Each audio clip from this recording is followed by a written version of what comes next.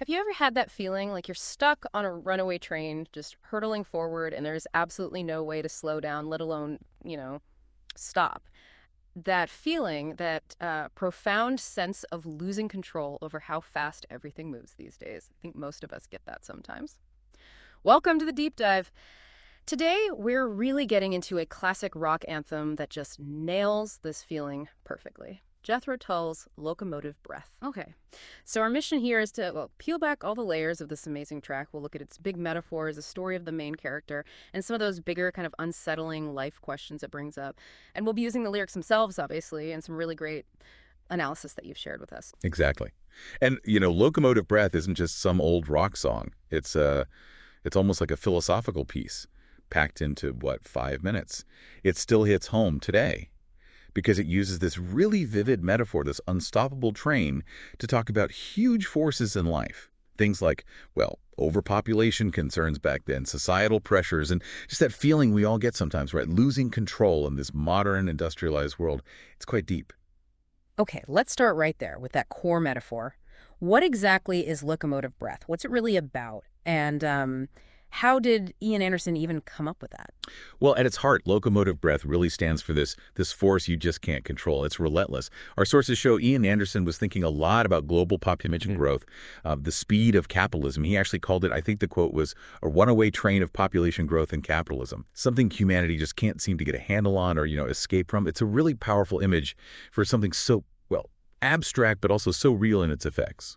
And the music itself, that's what's so brilliant. It doesn't just sit behind the words, it actually builds that feeling, doesn't it? You really feel that unstoppable momentum, the rhythm. It actually sounds like a train chugging along. Absolutely. It mimics it perfectly, that relentless drive. And the sources mention it was built up with layers, overdubs, right? To get that really dense, unstoppable sound. Yes, exactly. Multiple tracks laid on top of each other. It creates this thick, almost overwhelming sound, like you're sonically trapped on that train, too. It's a perfect match for the lyrics. Okay, so we've got this unstoppable force, this train, and then the song throws us right into the human side of it, the victim, the all-time loser. Those opening lines are stark.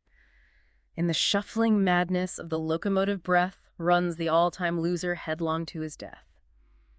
Can you help us unpack his journey? His plight. Yeah, this character, he's immediately presented as completely powerless, caught in this slide, this decline he can't stop. The lyrics, like, he feels the piston scraping, steam breaking on his brow. They're so visceral. You feel his struggle, the piston scraping. Maybe it's the train. Maybe it's his own insides grinding down.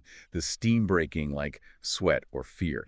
He's right up against it. It really hammers home his lack of control, his body, his mind, just battered by this thing pushing him towards the end. And the details of his personal tragedy are just heartbreaking. They make it so real. You hear he sees his children jumping off at the stations one by one. It's just brutal. And it's not just abandonment. It's the whole structure of his life falling apart. His family, his future, just vanishing down the track while he's stuck. And then that line, oh man, his woman and his best friend in bed and having fun.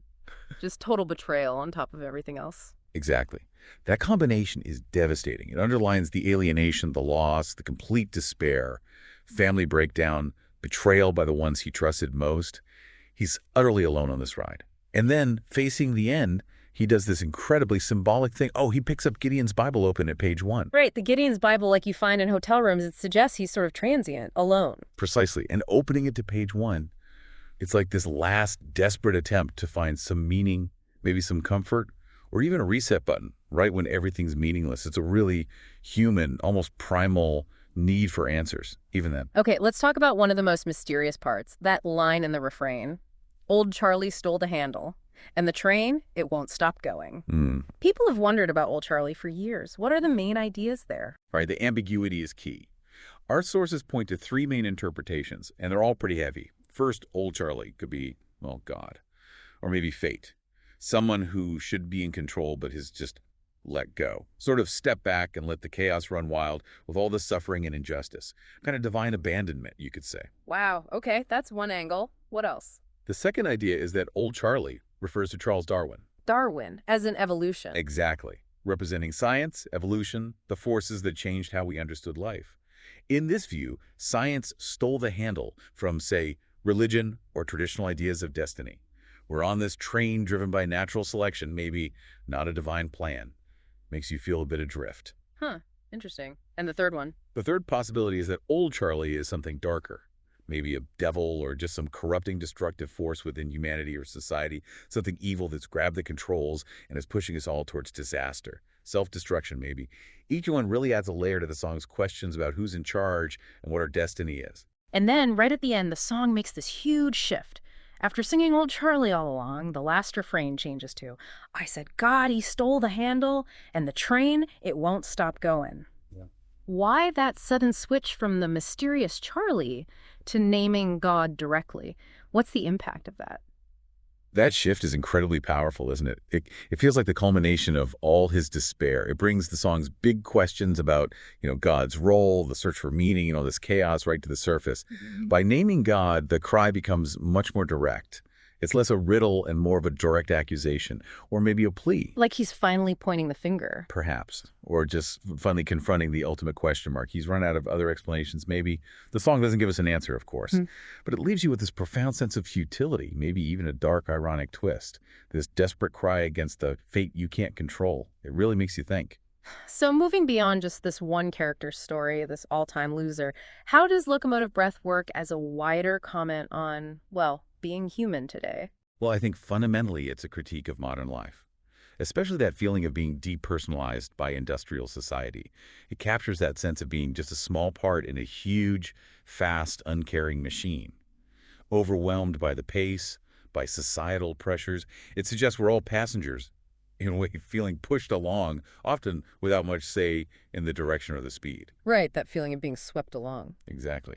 And then there's the existential angle, too. Hmm. It's a reflection on time, on mortality. You could easily see Locomotive Breath as just time ticking away, relentlessly, symbolizing aging, the fact that life moves towards an end, and you can't stop that train either. It has that fatalistic edge to it. Makes you think about your own mortality, definitely. For sure. And the song is so powerful, it connects with lots of different struggles, too.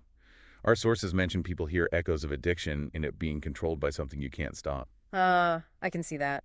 The runaway train of addiction. Yeah. Or things like trauma, maybe PTSD from war, where the past keeps driving the present uncontrollably. Or even personal mental health struggles, feeling like your own mind is spiraling away from you. It just speaks really broadly to that human experience of feeling utterly helpless, of losing agency. Yeah, Locomotive Breath is just undeniably powerful. So many layers. It really captures what Ian Anderson was wrestling with: population, capitalism, fate, whatever it was. It's a song that definitely sticks with you. Absolutely. And it lasts because those themes are timeless, aren't they? Hmm. Helplessness, feeling alone in a complex world, that constant search for meaning while life just rushes by. It taps right into that anxiety of losing control when everything seems to be speeding up, and you're left wondering, who actually did steal the handle? So, thinking about all this, here's something for you, the listener, to chew on. In your own life, what does stealing the handle look like? And how do you deal with that relentless locomotive breath of the modern world? Is the answer trying to find ways to pause, to step off the tracks for a bit? Or is it more about finding your own power, your own agency, even when that train feels like it just won't stop? Something to think about next time you listen.